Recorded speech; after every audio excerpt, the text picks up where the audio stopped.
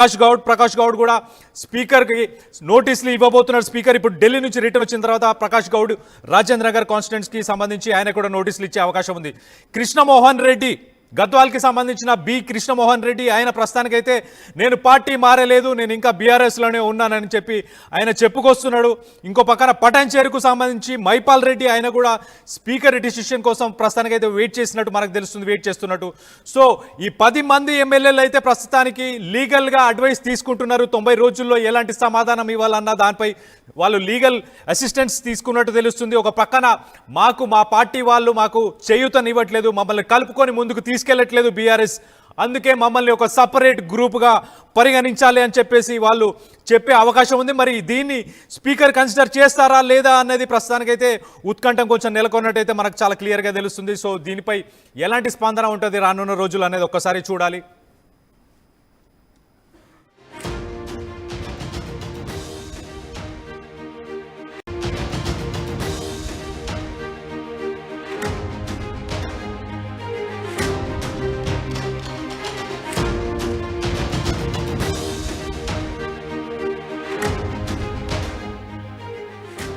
Breaking news చూస్తున్నాం. తెలంగాణలో ఇప్పుడు జంపింగ్ ఎమ్మెల్యేల వ్యవహారం సంచలనంగా మారింది. తాము బీఆర్ఎస్లోనే ఉన్నామంటున్నారు ఆ కాంగ్రెస్ ఎమ్మెల్యేలు. ప్రస్తుతానికైతే అసెంబ్లీ రికార్డులలో కూడా మేము అలానే ఉన్నాం, బీఆర్ఎస్ పార్టీలోనే ఉన్నామని చెప్పి ఎమ్మెల్యేలు చెప్పుకొచ్చారు. సుప్రీంకోర్టు ఆదేశాలతో పార్టీ ఫిరాయింపుల నిరోధక చట్టం కింద ఇప్పటికే 5 ఎమ్మెల్యేలకు స్పీకర్ నోటీసులను అందించారు. ఢిల్లీ నుంచి వచ్చిన తర్వాత ఆ మిగిలిన ఎమ్మెల్యేలకు కూడా స్పీకర్ నోటీసులు ఇస్తారని చెప్పి తెలుస్తుంది. స్పీకర్కు జంపింగ్ ఎమ్మెల్యేలు మరి ఎలాంటి వివరణ ఇస్తారు, ఏం చెప్తారనే దానిపై ఇప్పుడు ప్రస్తుతానికి ఆసక్తి నెలకొంది.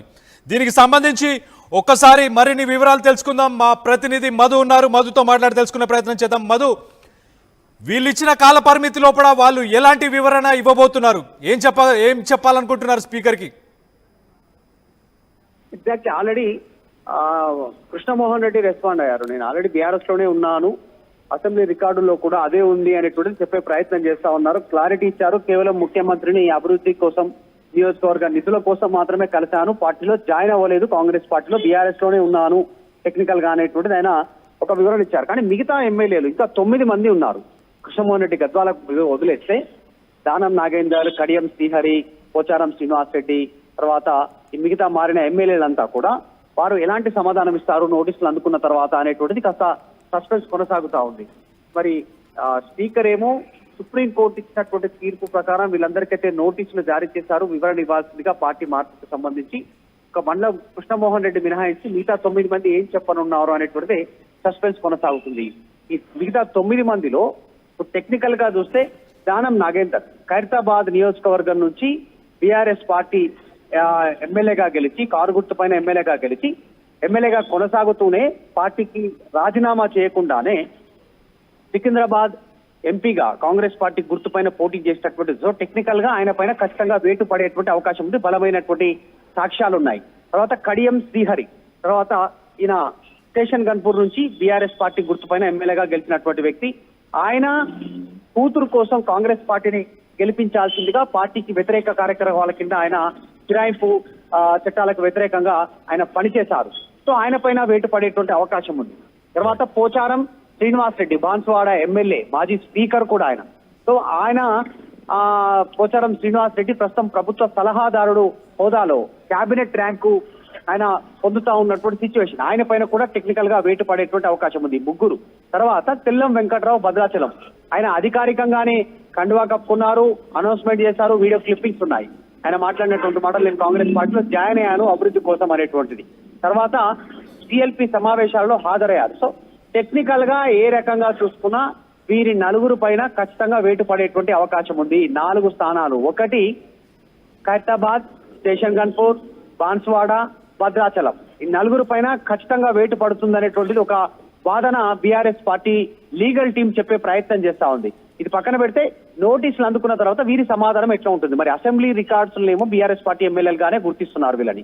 మరి ఖైరతాబాద్ ఎమ్మెల్యే పోచారం శ్రీనివాస్ రెడ్డి, తర్వాత దానం నాగేందర్ ఖైరతాబాద్ ఎమ్మెల్యే, తర్వాత పోచారం శ్రీనివాస్ రెడ్డి బాన్సువాడ, వీళ్ళ అంశంలో ఎట్లా రియాక్ట్ అయ్యే అవకాశం ఉంది, ప్రభుత్వం ఎట్లా తీసుకుంటుంది? టెక్నికల్ గా వాళ్ళను బీఆర్ఎస్ పార్టీ ఎమ్మెల్యేలుగా అసెంబ్లీ రికార్డులో చూపించినప్పటికీ కూడా వాళ్ళు ప్రభుత్వంలో ఇన్వాల్వ్ అయి ఉన్నారు. ఒక అతనేమో పార్టీ గుర్తుపైన పోటీ చేశారు. వాళ్ళ సంగతి ఏంటి అనేటువంటిది చర్చ కొనసాగుతుంది.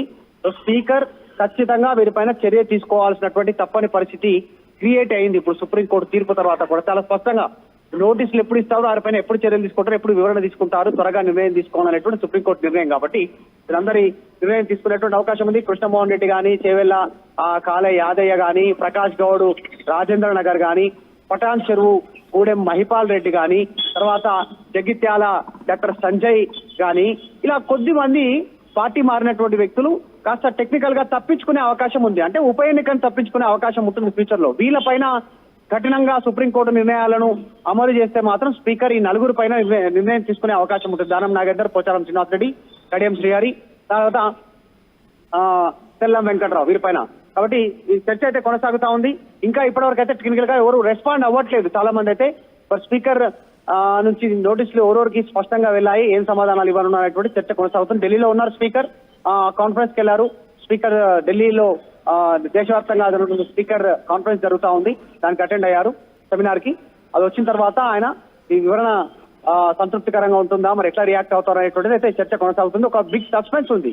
ఫ్యూచర్ లో ఈ జూబ్లీహిల్స్ ఉప ఎన్నికతో పాటు ఇంకొక 4 ఉప ఎన్నికలు రానున్నాయనేటువంటి బీఆర్ఎస్ లీగల్ టీము బలంగా చెప్పే ప్రయత్నం చేస్తా ఉంది. కాబట్టి స్పీకర్ ఢిల్లీ నుంచి రాగానే ఒక క్లారిటీ వచ్చే అవకాశం ఉంది. Kalyan, right, thanks for the update Madhu. మనం చూస్తే కనుక ప్రస్తుతానికి జంపింగ్ ఎమ్మెల్యేల వ్యవహారం తెలంగాణలో సంచలనంగా మారింది. ఒక్కసారి 2023 నుంచి ఇప్పటిదాకా ఏం జరిగిందో చెప్పే ప్రయత్నం చేస్తాను. 2023 డిసెంబర్లో ఎలక్షన్స్ జరిగాయి. దాని తర్వాత 2024 జనవరి నుంచి ఒక 10 మంది ఎమ్మెల్యేలు కాంగ్రెస్కి సంబంధించిన కార్యక్రమాల్లో, ఈవెంట్స్లో, అలాగే కండువా కప్పుకొని కూడా కొంతమంది కనిపించడం స్టార్ట్ చేశారు 2024 జనవరి నుంచి. దాని తర్వాత మనం చూస్తే మార్చి 25న సుప్రీంకోర్టు మాత్రం ఒక వర్డిక్ట్ ఇచ్చింది. చాలా క్లియర్గా ఏం చెప్పింది అంటే, స్పీకర్ గడ్డం ప్రసాద్ గారికి చెప్పింది, డిస్క్వాలిఫికేషన్కి సంబంధించిన పిటిషన్స్ మీద మీరు డెసిషన్ ఖచ్చితంగా తీసుకోవాలి 3 నెలల లోపడే, అంటే 90 రోజుల్లోపనే యాంటీ డిఫెక్షన్ యాక్ట్ కింద వీళ్ళందరిపై మీరు చర్యలు తీసుకోవాలని చెప్పేసి సుప్రీంకోర్టు చాలా క్లియర్గా ఒక డైరెక్షన్స్ ఇచ్చినట్టు తెలుస్తుంది.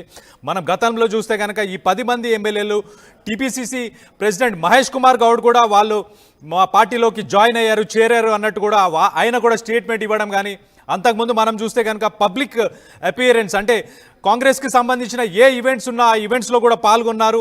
వాళ్ళు కాంగ్రెస్ కండువాలు కూడా కప్పుకున్నట్టు కూడా మనకు తెలుస్తుంది. బీఆర్ఎస్ టికెట్ మీద గెలిచిన 10 మంది ఎమ్మెల్యేలు 2024 నుంచి ఇదంతా చేస్తారు. ప్రస్తుతానికైతే జూలై 2025లో మనం చూస్తే కనుక 90 రోజుల్లోనే వీళ్ళు దానికి సంబంధించి ఏదైతే స్పీకర్ ఇచ్చిన నోటీసులకి వీళ్ళు సమాధానం ఇవ్వాల్సిన అవసరం అయితే ఖచ్చితంగా ఉంటుంది. లేని ఎడల వీళ్ళు డిస్క్వాలిఫై అయ్యే అవకాశం ఉంది. ఒకసారి 10 మంది ఎమ్మెల్యేలు వాళ్ళ కాన్స్టిట్యున్సీస్, వాళ్ళపై ఉన్న రిమార్క్స్ ఏంటి అనేది ఒకసారి చెప్పే ప్రయత్నం కూడా చేస్తాను. ప్రస్తుతానికి మనం చూస్తే దానం నాగేందర్ మధు చెప్పినట్టు ఖైరతాబాద్ నుంచి ఎమ్మెల్యే టికెట్ ఆయన బీఆర్ఎస్ నుంచి గెలిచిన తర్వాత మళ్ళీ ఆయన లోక్సభ సికింద్రాబాద్ నుంచి లోక్సభ క్యాండిడేట్ కాంగ్రెస్ నుంచి ఆయన గెలిచారు. సో మనం చూస్తే దాని తర్వాత కడియం శ్రీహరి ఆయన స్టేషన్ గన్పూర్ నుంచి ఆయనకు కూడా ప్రస్తుతానికి డిస్క్వాలిఫికేషన్కి సంబంధించి నోటీసులు ఆయనకు జారీ చేశారు. నెక్స్ట్ మనం చూస్తే పోచారం శ్రీనివాస్ రెడ్డి ఆయన బాన్స్వాడ నియోజకవర్గం నుంచి ఆయన కూడా స్పీకర్కి సంబంధించిన లిస్ట్లో ఉన్నారు, ఏదైతే డిఫెక్షన్ లిస్ట్లో ఆ నోటీస్ కూడా ఆయనకు వెళ్ళినట్టు కూడా తెలుస్తుంది. తర్వాత మనం చూస్తే శేర్లింగంపల్లి కాన్స్టిట్యున్సీకి సంబంధించిన అరికెపూడి గాంధీ ఆయన కూడా ప్రస్తుతానికైతే లో ప్రొఫైల్ మెయింటైన్ చేస్తున్నాడు. అటు కాంగ్రెస్ కావచ్చు, ఇటు బీఆర్ఎస్ కావచ్చు, ఏ యాక్టివిటీస్ కానీ ఎలాంటి పబ్లిక్ మీటింగ్స్లో కూడా ఆయన పాల్గొనట్లేదు ఎక్కువ శాతం. దాని తర్వాత మనం భద్రాచలంకి సంబంధించిన తెల్లం వెంకట్రావుని చూస్తే కనుక ఆయనపై కూడా వేటు పడే అవకాశం ఉందని చెప్పేసి మధు కూడా చెప్పుకొచ్చాడు. సో మనం చూస్తే దాని తర్వాత జగిత్యాలకు సంబంధించిన డాక్టర్ సంజయ్ కుమార్ ఆయనకు కూడా సుప్రీంకోర్టు ఏదైతే ఉత్తర్వులు జారీ చేసిందో దాంట్లో ఆయన పేరు కూడా ఉన్నట్టు కూడా మనకు తెలుస్తుంది. దాని తర్వాత చేవెళ్ళకి సంబంధించిన కాలే యాదయ్య ఈయన కూడా కాంగ్రెస్కి సంబంధించిన ఎలాంటి మీటింగ్స్, ఈవెంట్స్ ఏవి ఉన్నా దాంట్లో పాల్గొనడం మానేశాడు. ప్రస్తుతానికైతే ఆయన సోషల్ యాక్టివిటీ అనేది కొద్దిగా తగ్గిపోయింది. దాని తర్వాత రాజేంద్ర నగర్కి సంబంధించి ప్రకాష్ గౌడ్ కూడా స్పీకర్కి నోటీసులు ఇవ్వబోతున్నారు. స్పీకర్ ఇప్పుడు ఢిల్లీ నుంచి రిటర్న్ వచ్చిన తర్వాత ప్రకాష్ గౌడ్ రాజేంద్ర నగర్ కాన్స్టిట్యున్సీకి సంబంధించి ఆయన కూడా నోటీసులు ఇచ్చే అవకాశం ఉంది. కృష్ణమోహన్ రెడ్డి గద్వాల్కి సంబంధించిన బి కృష్ణమోహన్ రెడ్డి ఆయన ప్రస్తుతానికైతే నేను పార్టీ మారలేదు, నేను ఇంకా బీఆర్ఎస్లోనే ఉన్నానని చెప్పి ఆయన చెప్పుకొస్తున్నాడు. ఇంకో పక్కన పటాన్చేరుకు సంబంధించి మైపాల్ రెడ్డి ఆయన కూడా స్పీకర్ డిసిషన్ కోసం ప్రస్తుతానికైతే వెయిట్ చేసినట్టు మనకు తెలుస్తుంది, వెయిట్ చేస్తున్నట్టు. సో ఈ 10 మంది ఎమ్మెల్యేలు అయితే ప్రస్తుతానికి లీగల్గా అడ్వైస్ తీసుకుంటున్నారు. 90 రోజుల్లో ఎలాంటి సమాధానం ఇవ్వాలన్న దానిపై వాళ్ళు లీగల్ అసిస్టెన్స్ తీసుకున్నట్టు తెలుస్తుంది. ఒక పక్కన మా పార్టీ వాళ్ళు మాకు చేయూతనివ్వట్లేదు, మమ్మల్ని కలుపుకొని ముందుకు తీసుకెళ్లట్లేదు బీఆర్ఎస్, అందుకే మమ్మల్ని ఒక